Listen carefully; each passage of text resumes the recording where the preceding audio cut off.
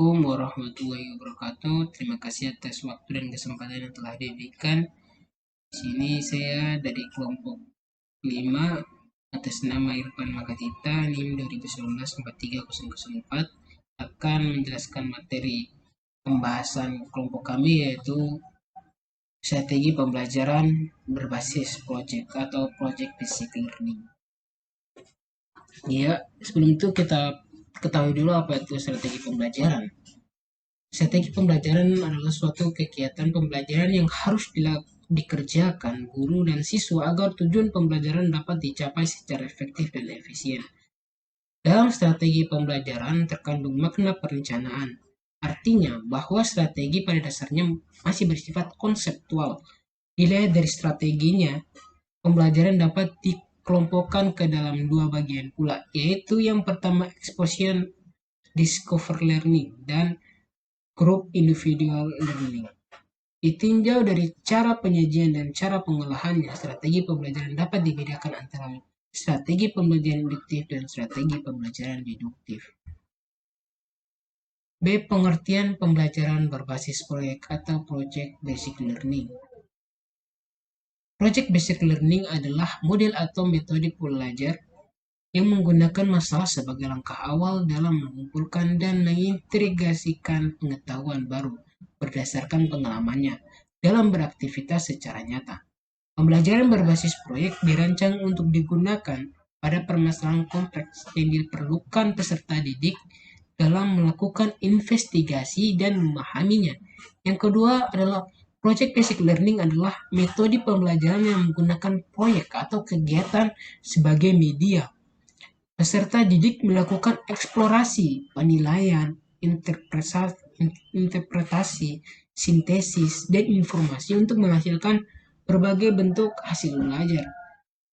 Berdasarkan uraian di atas dapat disimpulkan bahwa pembelajaran berbasis proyek atau PBP adalah kegiatan pembelajaran yang menggunakan proyek atau kegiatan sebagai proses pembelajaran untuk mencapai kompetensi sikap, pengetahuan, dan keterampilan. Penekanan pada pembelajaran terletak pada aktivitas-aktivitas peserta didik untuk menghasilkan produk dengan menerapkan keterampilan meneliti, menganalisis, membuat, sampai dengan mempresentasikan produk pembelajaran berdasarkan pengalaman nyata.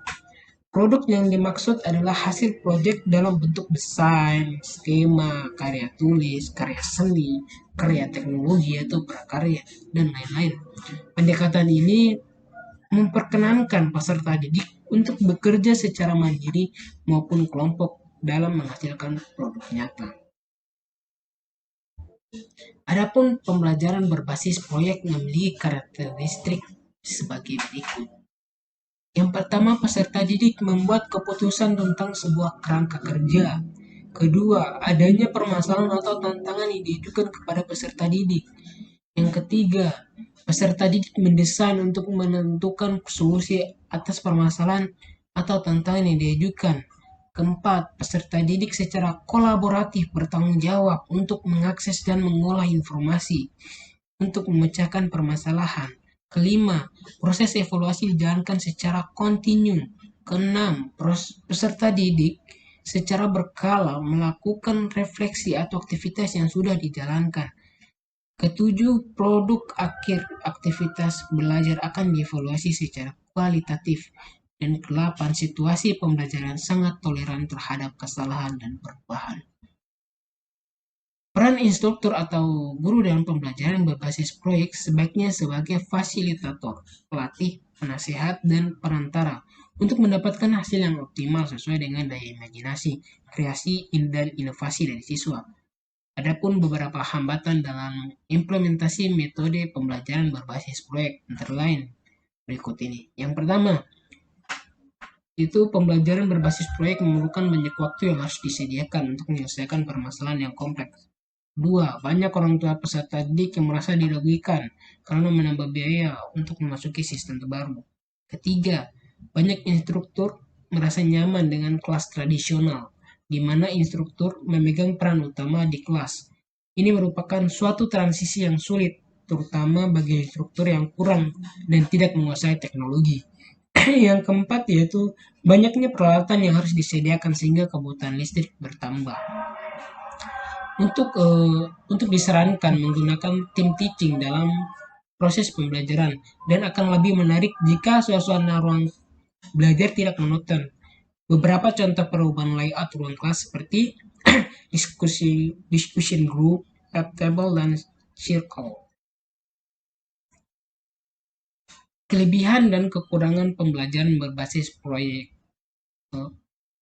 Kelebihan pembelajaran berbasis proyek yang pertama adalah meningkatkan motivasi belajar peserta didik untuk belajar, mendorong kemampuan mereka untuk melakukan pekerjaan penting dan mereka perlu dihargai. Yang kedua, meningkatkan kemampuan pemecahan masalah. Yang ketiga, membuat peserta didik menjadi lebih aktif dan belajar memecahkan problem-problem yang kompleks. Keempat, meningkatkan kolaborasi. Kelima, mendorong peserta didik untuk mengembangkan dan mempraktikkan keterampilan komunikasi. Keenam, meningkatkan keterampilan peserta didik dalam mengolah sumber. Ketujuh, memberikan pengalaman kepada peserta didik, pembelajaran dan praktik dalam mengorganisasikan proyek, dan membuat alokasi waktu dan sumber-sumber lain seperti perlengkapan dan menyelesaikan tugas. Yang kedelapan, menyediakan pengalaman belajar yang melibatkan peserta didik secara kompleks dan dirancang untuk berkembang sesuai dengan dunia nyata. Kesembilan, melibatkan para peserta didik untuk belajar mengambil informasi dan menunjukkan pengetahuan yang dimiliki, kemudian diimplementasikan dengan dunia nyata. Kesepuluh, membuat suasana belajar menjadi menyenangkan, sehingga peserta didik maupun pendidik menikmati proses pembelajaran. Kelemahan pembelajaran berbasis proyek. Yang pertama, memerlukan banyak waktu untuk menyelesaikan masalah. Kedua, biaya yang cukup banyak. Ketiga, banyak instruktur yang merasa nyaman dengan kelas tradisional di mana instruktur memegang peran utama di kelas. Keempat, peralatan harus disediakan. Kelima, peserta didik yang memiliki kelemahan dalam percobaan dan pengumpulan informasi akan mengalami kesulitan. Keenam, ada kemungkinan peserta didik yang kurang aktif dalam kerja kelompok. Ketujuh, ketika topik yang diberikan kepada masing-masing kelompok berbeda, dikhawatirkan peserta didik tidak bisa memahami topik secara keseluruhan. Adapun prinsip-prinsip pembelajaran project basic learning. Yang pertama, sentralistis.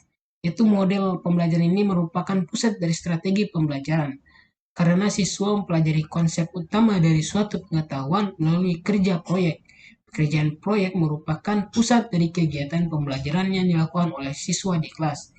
Yang kedua, pertanyaan penuntun, yaitu pekerja proyek yang dilakukan oleh siswa bersumber pada pertanyaan atau persoalan yang menuntut siswa untuk menemukan konsep mengenai bidang tertentu.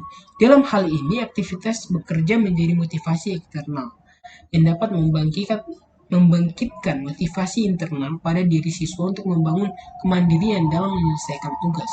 Yang ketiga, investigasi konstruktif, yaitu pembelajaran berbasis proyek.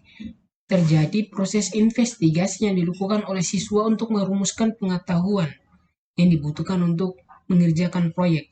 Oleh karena itu, guru harus merancang strategi pembelajaran yang mendorong siswa untuk melakukan proses yang pencarian dan atau pendalaman konsep pengetahuan dalam rangka menyelesaikan masalah atau proyek yang dihadapi.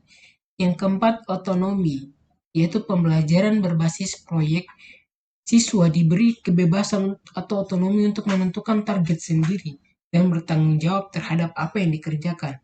Guru berperan sebagai motivator dan fasilitator untuk mendukung keberhasilan siswa dalam belajar. Kelima, realistis. Proyek yang dikerjakan oleh siswa merupakan pekerjaan nyata yang sesuai dengan kenyataan di lapangan kerja atau di masyarakat. Proyek yang dikerjakan bukan dalam bentuk simulasi atau imitasi, melainkan pekerjaan atau permasalahan yang benar-benar nyata. Ya, sintaks atau langkah-langkah pembelajaran project basic learning. Yang pertama, penentuan pertanyaan mendasar. Kedua, perancangan proyek, ketiga penyusunan jadwal, keempat pengawasan kemajuan proyek, kelima pengajuan hasil, keenam pengevaluasian pengalaman. Ya, kita bahas yang pertama yaitu penentuan pertanyaan dasar. Yaitu pembelajaran dimulai dengan pertanyaan esensial, yaitu pertanyaan yang dapat memberi penugasan siswa dalam melakukan suatu aktivitas. Pertanyaan disusun dengan mengambil topik yang sesuai dengan realistis dunia nyata dan dimulai dengan sebuah investigasi mendalam. Pertanyaan yang disusun hendaknya tidak mudah untuk dijawab dengan dapat mengarahkan siswa untuk membuat proyek. Pertanyaan seperti ini pada umumnya bersifat terbuka atau divergen, provokatif, menantang, membutuhkan keterampilan berpikir tingkat tinggi atau high order thinking, dan terkait dengan kehidupan siswa. Guru berusaha agar topik yang diangkat relevan untuk para siswa. Yang kedua, menyusun perencanaan proyek, yaitu perencanaan dilakukan secara kolaboratif antara guru dan siswa. Dengan demikian, siswa diharapkan untuk akan merasa memiliki proyek atas proyek tersebut. Perencanaan berisi tentang aturan main.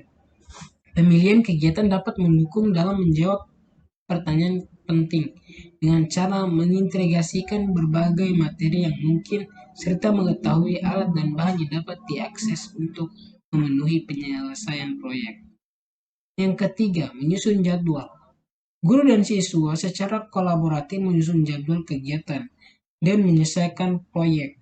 Aktivitas pada tahap ini antara lain, yang pertama membuat jadwal yang sesuai proyek untuk menyelesaikan proyek. Yang kedua, menentukan proyek akhir penyelesaian proyek. Ketiga, membawa siswa agar merencanakan cara yang baru. Keempat, membimbing siswa ketika mereka membuat cara yang tidak berhubungan dengan proyek. Dan kelima, meminta siswa untuk membuat penjelasan atau alasan tentang cara pemilihan waktu jadwal yang telah disepakati. Harus disetujui bersama agar guru dapat melakukan monitoring kemajuan belajar dan pengerjaan proyek di luar kelas. Keempat, memantau siswa dan kemajuan proyek. Guru bertanggung jawab untuk memantau kegiatan siswa selama menyelesaikan proyek. Pemantauan dilakukan dengan cara memfasilitasi siswa dalam setiap proses. Dengan kata lain, guru berperan menjadi mentor bagi aktivitas siswa. Agar mempermudah proses pemantauan, dibuat sebuah rubrik yang dapat merekam keseluruhan kegiatan yang penting. Kelima, penilaian hasil.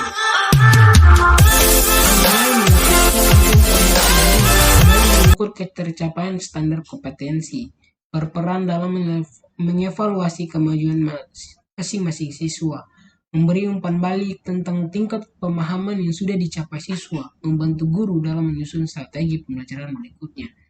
Keenam, evaluasi pengalaman. Pada akhir proses pembelajaran, guru dan siswa melakukan refleksi terhadap kegiatan dan hasil proyek yang sudah dijalankan. Proses refleksi dilakukan baik secara individual maupun kelompok. Pada tahap ini siswa diminta untuk mengungkapkan perasaan dan pengalamannya selama menyelesaikan proyek. Guru dan siswa mengembangkan diskusi dalam rangka memperbaiki kinerja selama proses pembelajaran, sehingga pada akhirnya ditemukan suatu temuan baru untuk menjawab permasalahan yang diajukan pada tahap pertama pembelajaran. Ya, mungkin sekian saja penjelasan dari saya. Atas waktu dan perhatiannya saya ucapkan terima kasih.